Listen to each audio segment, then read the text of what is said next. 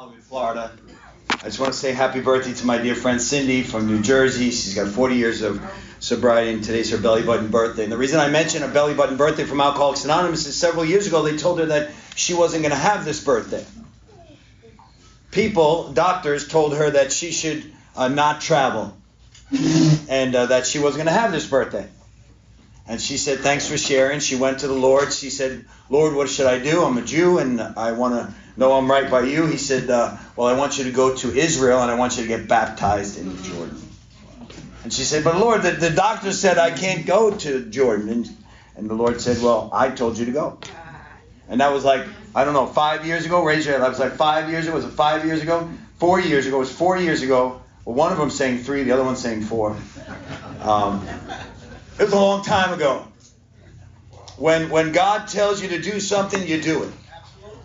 We don't question the Creator. And if you want to give your seat up now because you're worried about hearing too much God tonight, now's a good time to do it. Lack of power. You giving up your seat? I know I gotta pick up Tyler. You're married to the person up here. Okay.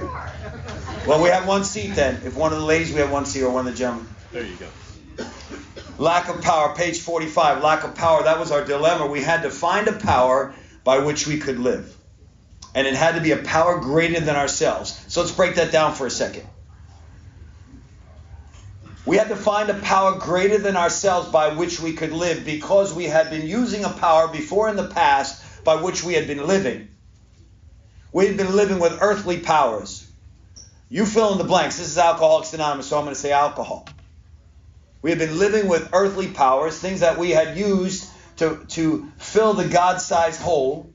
I'm not sure exactly. It's like a rave.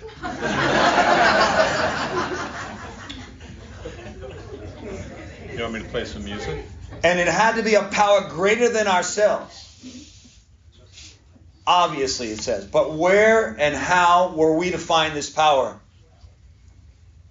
Some of you are here tonight because you can't stop drinking. Welcome. First of all, let's give those guys a round of applause. Welcome. And some of you are here tonight because you can't stop thinking. Welcome. Give those guys a round of applause. Because if we didn't applaud about them, they'd be thinking about themselves the entire time anyway. So let's get them off the hook. As my friend Cindy says, we came here for our drinking, we stay for our thinking. There has to be a power greater than ourselves, otherwise we're going to return back to the earthly power. Well, that's exactly what this book is all about, it says. That's exactly what this book is all about. Why do we have this book?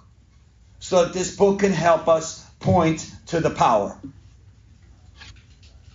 Its main object is to enable you to find a power greater than yourself which will solve your problem. Whether that's drinking or thinking, God will solve that problem. Matter of fact, I'm going to give you a prayer tonight. I don't know if I gave it to you last week. It's a very simple prayer.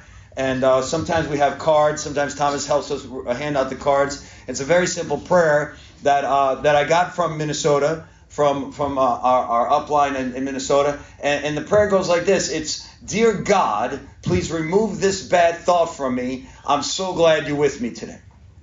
It was handed down from Clancy, from Chuck C, down to Clancy, to Ed Morris, down to Jerry Bear, Bob Azance. Somehow it got to this guy in Cochrane House in Hastings, Minnesota. And I found this thing. Dear God, please remove this bad thought from me. I'm so glad you're with me today. Everybody repeat it after me. Dear God, please remove this bad thought from me. I'm so glad you're with me today. Now, why is that important? Because we want to get ourselves out of the way. It was pointed out to me that I can't have a good thought and an impure thought, a pure thought and an impure thought at the same time, no matter how much I tried. That every single time that I had a thought for drinking, which was everything in the beginning, it was all about drinking. Am I going to be doing drinking? I can't stop thinking about drinking. Dear God, please remove this bad thought from me. I'm so glad you're with me today. As a believer in Jesus Christ now, I substitute God for Jesus. I believe it's the same thing. And so I use the power that, for me, I say, Dear Jesus, please remove this bad thought from me. I'm so glad you're with me today. Whatever religious denomination you are, you say to your God, help me. The big book tells us that many of us return back to the religion of our youth. Peter M. did. Pat has. Paul has. Maddie has. I have. Sheldon has returned to 2 religions of his youth. Many of us return back to religion because we realize that the whole idea behind not drinking and to stop thinking about things that are obsessive thoughts is our dependence on God. And so then the book says, so obviously, we're going to talk about God. You know, I didn't make it up. We get it right from the book. AA's best kept secret. The big book. That means we have written a book which we believe to be spiritual as well as moral. And I want to share something with you. We don't talk about that enough, do we, Pat? We don't talk about moral behavior. Axe murderers can come up here and pick up medallions for their sobriety chips. However, the big book, Dr. Bob, when he asked us to say a prayer at the foot of his daughter's bed and to give our lives over to the care of God immediately, they had everything in mind about us exchanging our immoral life for a moral life. If you're the exact same person that you were when you came in here, apart from drinking, that's not something to brag about. And yet we'll give you a chip.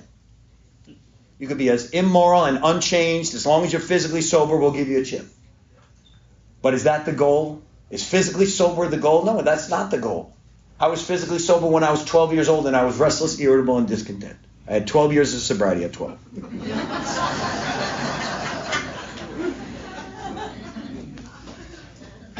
Many of you know the story, but there's a lot of new faces in here tonight, so you may not know, is that I was so restless, irritable, and discontent, and I had so no feelings of self-esteem that I gave another kid a gun in the neighborhood, and I told him he could shoot at me as long as he would stay and play with me in my backyard.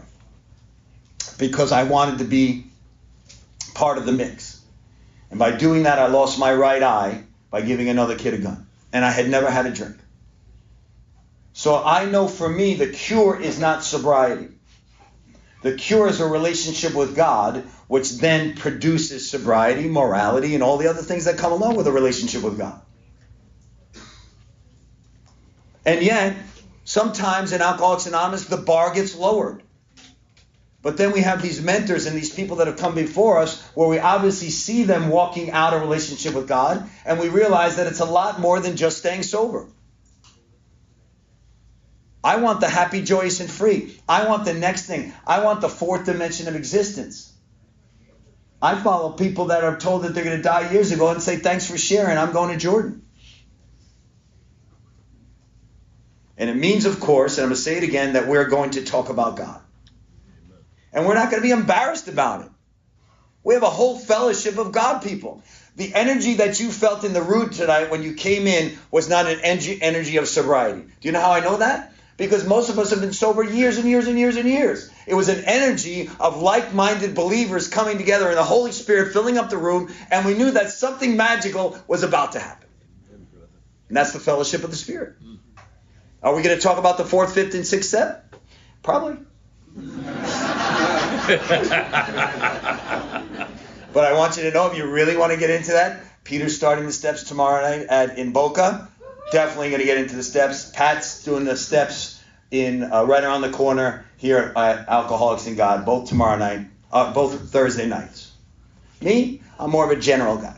It's like your sponsor. We know how the guy feels who's anti-religious because we were anti-religious. Because a lot of us stood on bar stools and we said religion can't help and God can't help and the priest did this to me and the rabbi did this to me and I have resentments, and we had this focused anti-religious attitude, and then we come into AA and we hear about God, and then we think AA is talking about religion, which it's not. AA is talking about the creator of the universe that it wants you to have a relationship with, so that the power that you were feeling, which is the lack of power, which is the problem, gets solved when you meet the power. Isn't that amazing? I wanted to stop doing cocaine. I thought this was a no cocaine program. Which it is. But it turns out it's a God program. And you're going to have a great time doing it. And there's going to be a whole fellowship of people. Look, I'm weeding them out already. It's amazing. Seats are going to be happening every second now. I can say Jesus 4 or 5 more times. There'll be 4 or 5 more seats in a couple seconds. So knock them, you stay right there.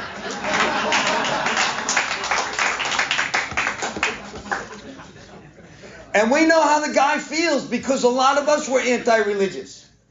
We were anti that anything that stood in the way of our belief system, which was get another drink. And anybody that stood in the way of getting another drink, we cast out as demons. And we demonize them. And then we come into Alcoholics Anonymous and we see very, very quickly after we get through the first step, which talks about alcohol just in the first half of the first step, that the second step is already a shill game and they're already talking about a power greater than ourselves. And then before you know it, in our third meeting, they made a decision to turn our will and our lives over to the care of God. And we want to put in religion, but they're not talking anything about religion. They're saying, listen, you need to make a decision to get out of your own way. And the only way you can get out of your own way is to give your way to God. And then some people, I don't think Pat and Peter do it, but some people are going to tell you it's about 3 frogs and a log. I don't know anything about that. When I get down on my knees and ask God every single day, and just in the parking lot, I did it just now, and I say to God, the creator of the universe, God, I offer myself to you to build with me and do with me as I will. Listen, you created me. I'm here for you. I'm here at your bidding. I'm here to do your bidding. Show me what to do.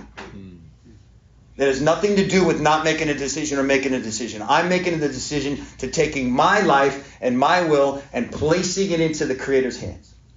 He's the Father. We're His children. He's the agent. He's the principal. We are His agents. We work for the Creator now. Yeah, but Steve, I want to do. You're working for Him. What does He say about that?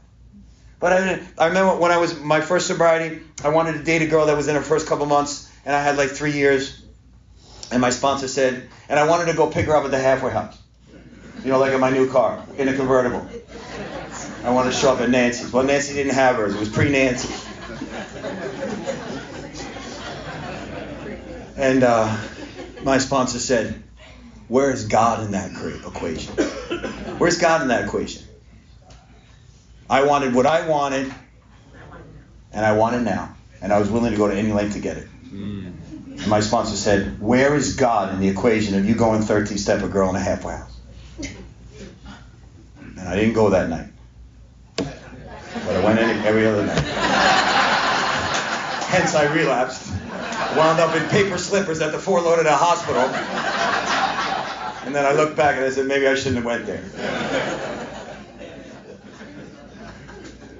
So last week we talked about the 4th step, which is such an important step. It's one of the steps that if you skimp past it, you won't recover from it. I heard a great speaker this Sunday night. Just what a great era we're in right now. Just great speakers, like every night of the week you could be listening to just, it's just incredible. Jared's here on Sunday night, and then we have Peter and Pat on Thursday, and we're here tonight together, and everybody has a different, not a slant, but a different way to drop a nugget.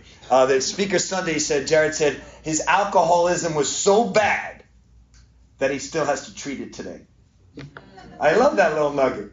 I wrote it down. I'm giving him credit one time. I'm going to be using it forever. Which is what I do with everything but Peter and Russell say.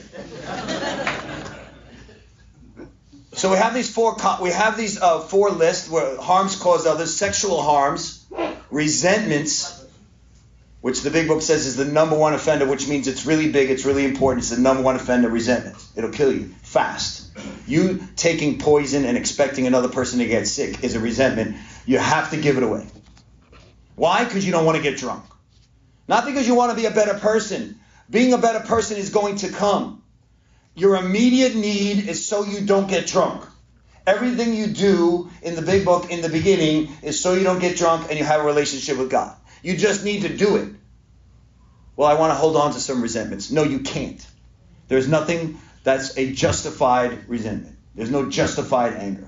That is, the big book says, it's the dubious luxury it's for people that don't have drug and alcohol problems. It's kind of a difficult sentence. If you're new, if you're young, very rarely have you heard of dubious luxury. I certainly hadn't. It means like this: you can't have it. You'll get drunk. And then something that's easy to understand is to drink is to die. So that I understood. So basically you tell me if I have resentments, I will drink, and then to drink is to die. That I figured out. That was a quick sentence.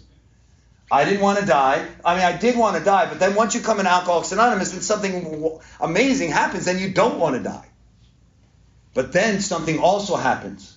There's a pushback to the work, to the chop wood and to carry the water. People don't want to do the work. I don't know what it is. I'm not saying everybody, but there's like a pushback. There's like a general consensus. Well, maybe they're making too much out of it. Maybe it's not that important. And I joined that camp. I was like, yeah. Steps seem very, very arbitrary at nature. And I didn't want to do them. And so I did some of them. And I did a quasi fourth and fifth step. And then I traded in my two sponsors, which were amazing sponsors, which was Myron, and the only reason it wasn't him full time is because I had heard this incredible speaker, John Williams, from Pompano, and I wanted to have like two sponsors, because then I could tell people I had two sponsors. Although I was doing half the work. And so I didn't really do the work in the fourth and fifth step, so what happened is I really didn't get the payoff. And here's what I want to tell you. If you haven't done your fourth step, get your pen out tonight. Get on your knees and say to God of your understanding, God, reveal the people I have resentments of.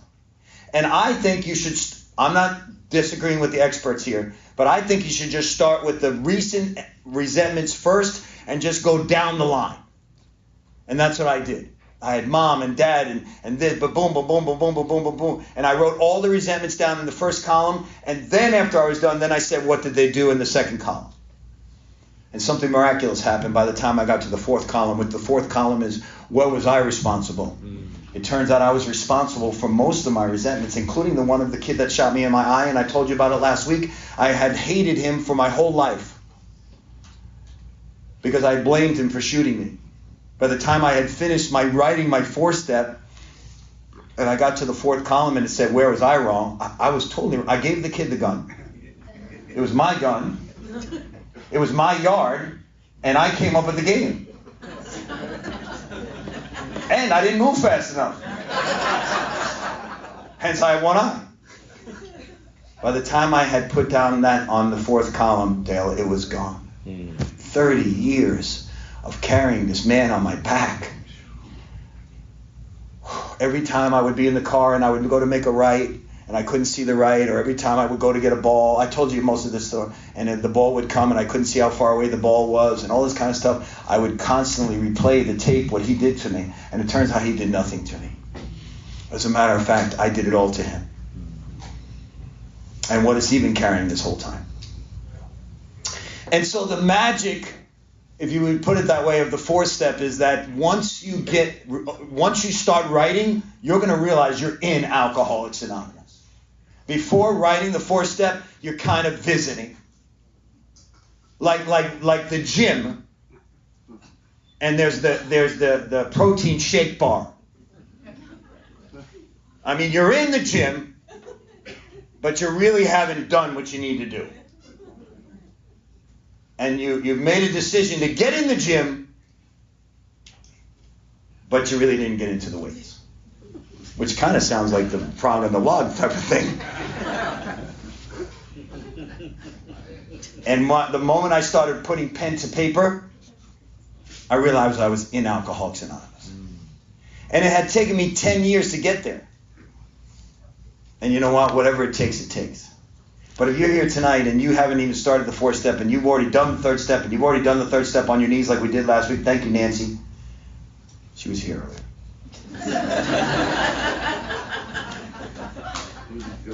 We all got on our knees last week. It was really special. It was really beautiful. The Holy Spirit came over the room.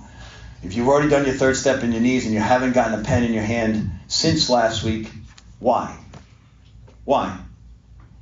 Get with your sponsor, get the format, or go to the big book, or it shows you the columns, Mr. Brown, or download the PDF from Google, and start tonight.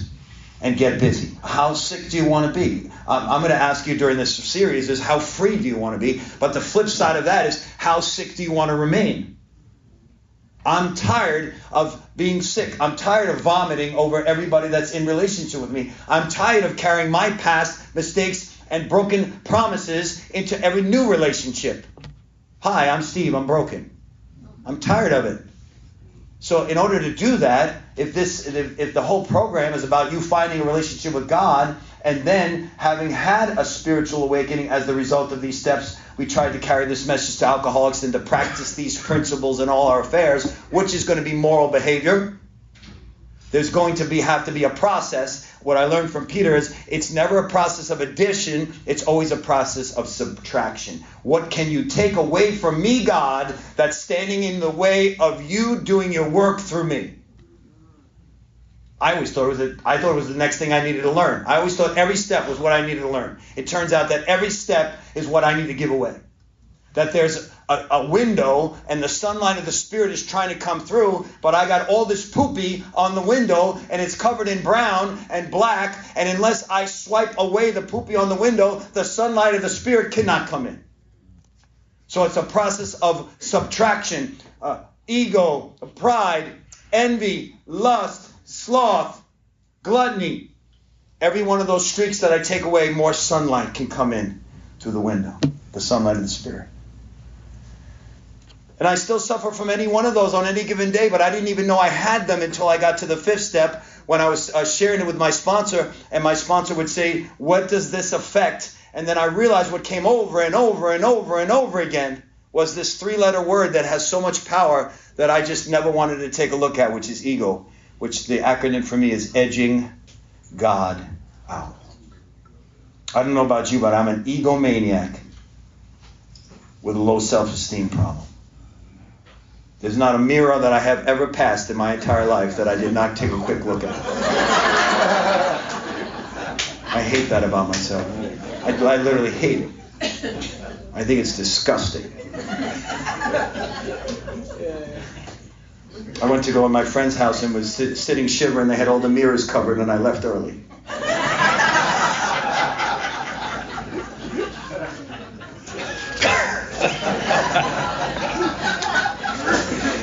That was a new one. Menachem liked that. In plain, that a life which includes deep resentment leads to futility and unhappiness to the precise extent that we permit these, do we squander the hours that might have been worthwhile. This is not a dress rehearsal. Me spending time resenting you is cutting out of the way of the time that I can be spent helping you.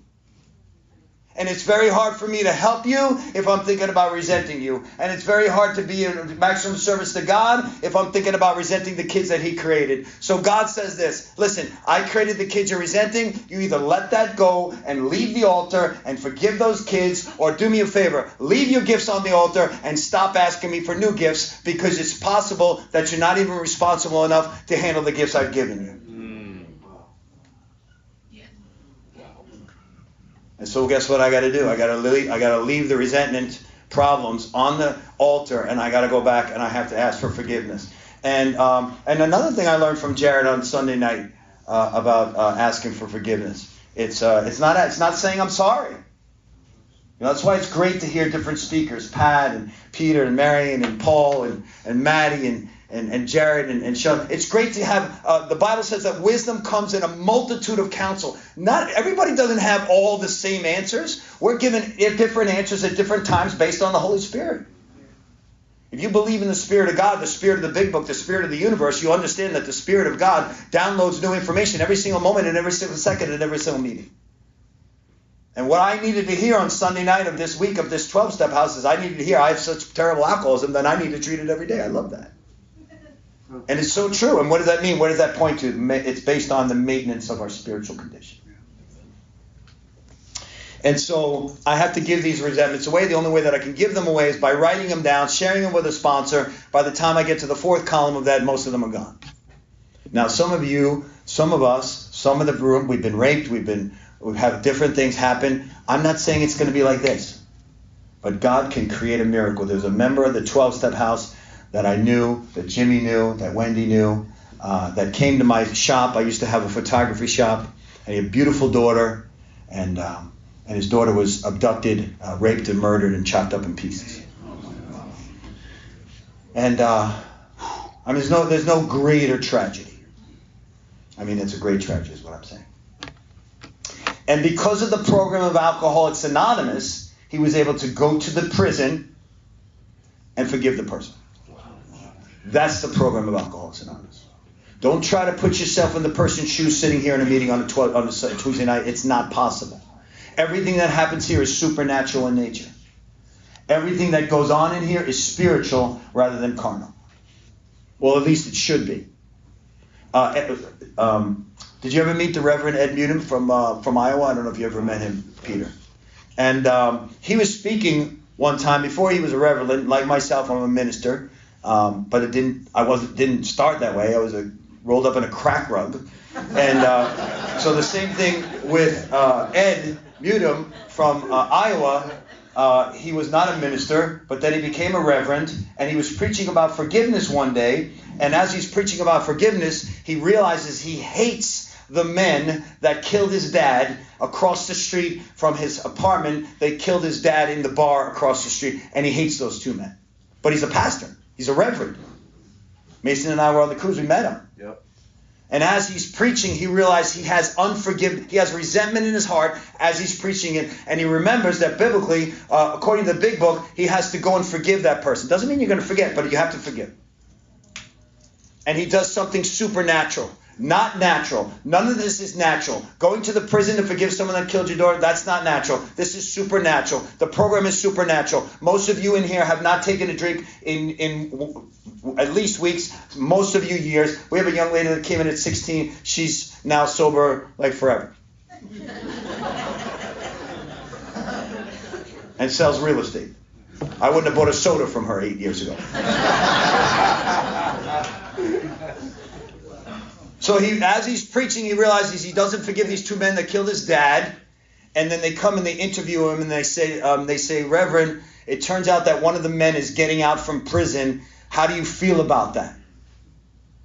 And this is what he does, because this is not a program of talk. This is a program of walk. This is a program of chop wood and carry water, not watch people on TV do the work. We're not here. This is not a show. I'm not putting on a show. Peter's not putting on a show. Pat's not putting on a show. We're doing the work so that we can work this together. We're going to chop wood. We're going to carry wood together. We're going to do the work together. And the Reverend Ed Mutum goes to the prison and says to the guy that was involved in the murder of his dad, not the one that pulled the trigger, but the one that was there, he says, when you get out, you haven't been out in 20 years, you don't know how to live in society, you're going to come and live with me.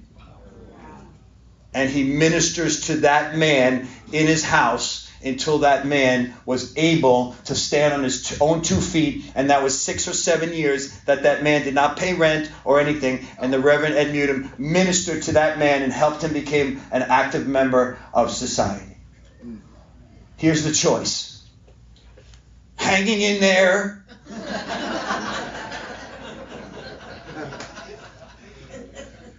Life beyond your wildest dreams. Just sober, going in forgiving people that have wronged you in the most heinous way, because you know that God has forgiven you 1,000, if not 1,000,000 times over. And who am I not to forgive if God has forgiven me? And then one day, Reverend Ed Mutum just died out of nowhere. Young man, 60-something years old, died. And he left this planet a better man. And for years we'll be telling this story because it happened and he did it. And the man that went and forgave the person that killed his daughter, he stayed sober. Member of this clubhouse, the Friday night meeting. And so why are we going to do the 4-step? Because not only is it imperative, it is life-saving. Why are we going to do it fearless and thoroughly? Because anything else doesn't count. Does that mean perfect? No. Did I leave stuff out not purposefully? Did I forget stuff? Absolutely. Did I have to go back? Peter does the work every year. Peter goes through the work every year.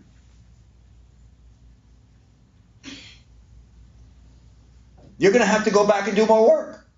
Some stuff is going to come up in the next year. You're going to create new wreckage in your present. Does that necessarily have to go on a 4-step? No. If you do an active 10-step and you clean it up very quickly, it doesn't necessarily have to go on a 4-step. If you go and make things right in the moment, and I always say it everywhere I go, and I tell everybody, and I'll say it right in front of Peter, I do a much better 10th step than Peter because I have more practice. I have to apologize like every day, all day. My partner's here. He'll tell you. I have to apologize all day. I'm a professional 10-stepper. I wish I was a professional 11-stepper.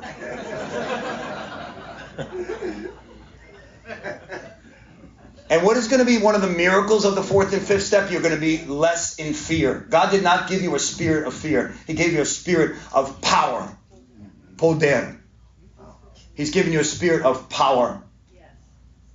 If you're walking around in a spirit of fear, that is not of God. God did not give fear. That is not one of the attributes of God. He did not give you fear. Earth gave you fear. You know how you give it away? Write down your fears, share it with your sponsor, and start praying about it in the 6th and 7th, and ask God to take away that fear, and He will. I was afraid of everything and everyone and everything that everyone ever thought about me. And it's better today. I was about to say it's gone. It's not gone. If you ever watch the way I dress, I don't even walk out of the house without shaving, ever. Or without hair gel, ever. One time I was in jail like for 24 hours and all I cared about was a hair gel. They're like, do you need food? I'm like, no, I need hair gel. So I'm not there yet.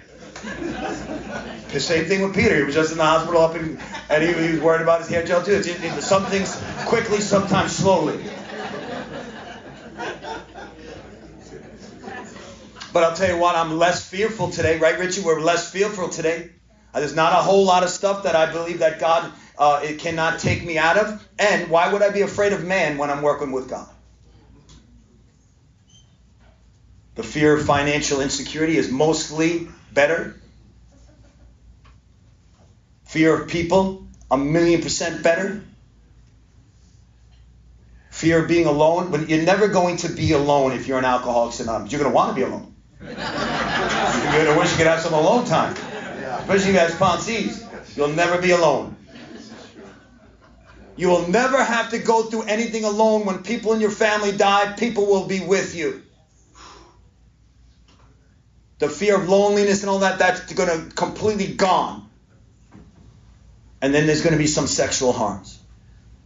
And some more than others, and nobody's in here worse than the other. There's no sin according to the beginning of man that's any worse than anyone else. Some have peanut butter, some have carrots. It's not a big deal. You figure it out. Everybody has sexual stuff. And it's not a list of the sexual partners, which is what I thought it was. So I was writing down some of my conquests, and my sponsor said, what list is this? I said, this is the people I had sex with. He goes, this is not a 4-step. This is some type of erotic diary. Start again. It turns out the people that I harm sexually, it's a different list. And because I had a past of looking in people's windows, which is actually a crime. I'm not saying it to be funny, I'm telling you the truth. It's part of my 5th step. And that was done to me when I was 12. I didn't know the difference. So I had taken that with me my whole life. You know, not recently. I mean, not this week. And so when I shared that with my sponsor, and I told him that I had been a peeping Tom when I was younger, it was embarrassing and it hurt, but I didn't have to be that person anymore. You know, isn't that freeing? It's so freeing. How free do you want to be? I want to be free today. I want to be free today. Regardless of what happened to me when I was 12, I want to be free today when I'm 57. And the only way I can be free is to admit my sins, admit my faults, share them with another human being, and then we go through it together. And then the last column is harms caused others. So resentments, fears, sexual, and harms caused others. And I had a big harms caused others because I was a jerk, and I'm from the Northeast, which is kind of goes together. And I did a lot of harms, a lot of fighting, a lot of mayhem, a lot of stealing, a lot of lying and cheating, and so I had a big list with that. And then you never write your 5th step anticipating your 8th and 9th step, which means you never write your 4th step thinking about going and making amends. You just write down your 4th step because it's the stuff you did, and you do an accurate inventory at that moment. And that's it. That's what I want to tell you about it. Then you're going to take that list and you're going to make an appointment with your sponsor immediately. By the way, who's done a 5th step in here in their current sobriety? See? It's like that. Isn't that amazing? That's like most of the room. And the reason it's most of the room is because it works. It's not like this is not an extra step. It's not extra credit. This is like as you finish your 4th step, you're going to know you're in it. As a matter of fact, as you start writing your 4th step, you're in it. And then you're going to share it with your sponsor and you're going to let it go. And then the cool stuff is that when we get to the next step, which is step 6, and it says we were entirely ready to have God remove these defects of character, you're going to know what the defects of character are that you're asking God to remove. Because you're going to have done this work with a sponsor, and the sponsor is going to help you to see that in the columns where were you responsible and what did it affect. Most of it affected your pocketbook, your self-esteem, and most of it affects your ego. And then you're going to get at the list. Here's the list. Pride. I'm not just glancing over step 5, but they're only giving me 6 weeks here. Step 5 is go confess your step 4. Okay? And the only way that I really can actively tell you about it is you go do it. And if you want to know more about it, there's 2 incredible people that I'll share with you in 5 weeks from now what the 5th step's about. I say go do it. And here's the good news. Your sponsor knows how to do it. You're not doing the 5th step by yourself. You're not doing your own 5th step. I tried that. I was like, I know what I did. And God knows what I did. Turns out that's not the step. It's admitted to yourself, it's admitted to God, yourself, and another human being. And that's good news because I had some criminal behavior on my 5th step that I didn't think was that bad. My sponsor's like, that's criminal behavior. I just told you, as a matter of fact. I go, that was when I was younger. You're a kid. Everyone peeps in windows.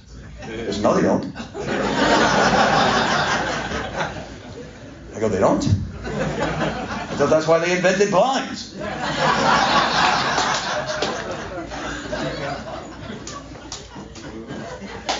But I wouldn't have known that if I didn't share it. Like, that's a crime. Okay. And I gave it to my sponsor, which was Ed and Nancy Morris's sponsor, Jerry Bear, that you met. And I was free. And I was free. And I haven't had to pick up a drink since then. Now, have I done subsequent 4th and 5th steps? Yes, smaller ones. Because sometimes I create like new wreckage, and then I didn't make a direct amends quickly and promptly, and then now it has to go on another list, which I don't recommend you having to have built up new giant 4 steps. That's not the way to work the program. You know what I mean? Like when you clean your house weekly on a Sunday, you don't have to take a week off to clean your house in October. So I'm not saying don't do the work. I just told you Peter does the work, and so does Miriam yearly, but it's not like major house clean. You don't have to like unveil the veiling. It's not like the forthcoming. It's like some stuff that you did during the year, and you got to clean it up, and you didn't clean it up promptly, so now you got to share it with the sponsor. You follow me? Because confession, no? You don't agree with that? 34 years? You just did it once? Once you clean the house, The house is clean. you let people back, you let that spirit back in, does it come back on one? I'm agreeing with you. I just said that. Say it. Oh, you want me to say it? Oh, I'll say it. No problem. Listen, you clean the house, and the spirits come back 7 times with 100%. That's why you got to re-clean it. I didn't say don't clean. I just said it's not going to be a major clean. Okay? Because guess what I do? I keep my house pretty clean. Like I make my bed every day. This is realistically. Like I do the dust every week. I do the mirrors every week. I do the bed every day. I do the sheets once a week. I do the towels once. Like I'm not waiting for like spring. Spring's extra credit cleaning. I'm doing September 14th cleaning in the week. You know what? Right now, if let's say God takes me, I didn't say God forbid, but say God takes me home tonight. Guess what? I don't have to do. I don't have to go to the room and download and delete any pornography. I don't have to. You can go through my drawers. My stuff is clean. My sheets are clean. My towels are clean. My bed is made.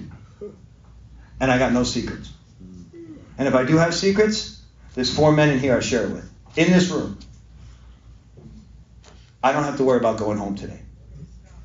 One time I got trapped underneath in scuba diving. I got trapped in a cavern. I'm not certified to go underneath in caves. So I'm not certified for that.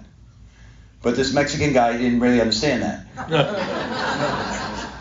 And so he wanted to take me in like the cavern underneath the ship, like where the bathroom was, and he took me underneath. And he's small, and I was much larger. I was 50 pounds heavier than I am now.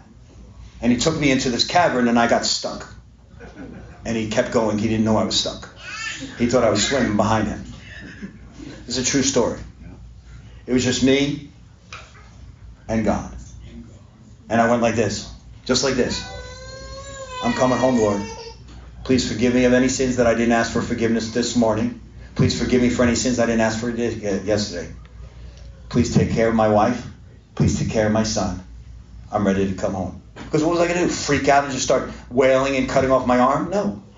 I'm going to the Lord. And I just did it just like this. Now what happened? The little Mexican guy came back and got me. Which I'm grateful for. But I didn't freak out.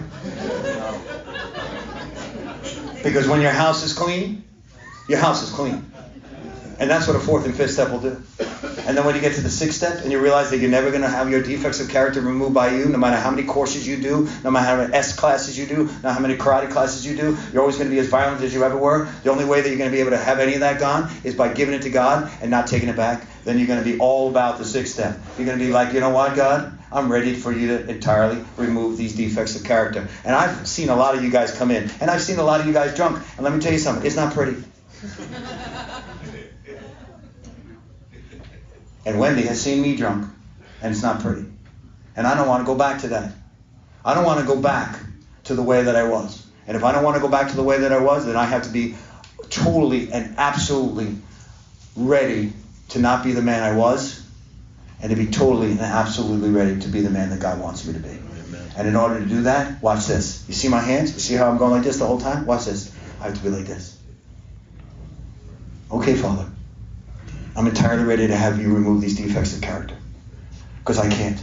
I've been trying for 57 years. And I still have them. The only way I'm going to have them removed is you take them. And now I'm going to start writing a list of what they are. But I already have a head start because my sponsor has told me what they are in our 5th step. And he's like, you know what? This is a good time for you to start taking a look at it. And guess what? I'm entirely ready for you to take them, God.